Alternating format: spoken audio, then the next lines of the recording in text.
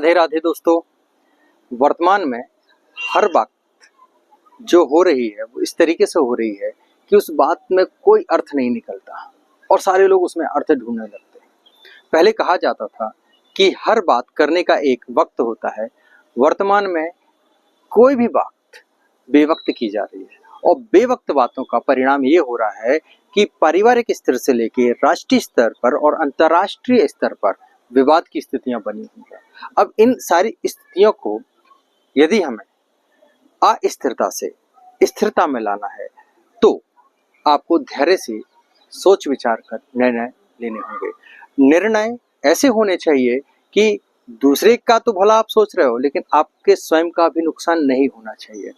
इस तरीके से यदि आप आगे बढ़ेंगे तो आप देखिएगा देश ही नहीं दुनिया आपके लिए समझेगी और आपका परिवार आपको प्रथम होता है।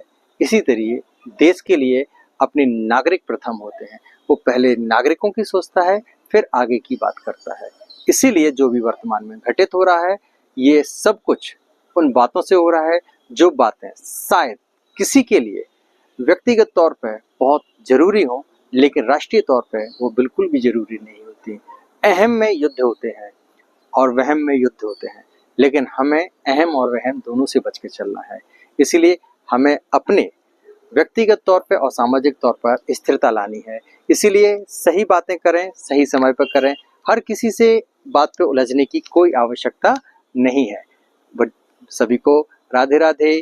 प्यार से आगे बढ़िए और मुस्कुराते रहिए। Be happy, always be happy.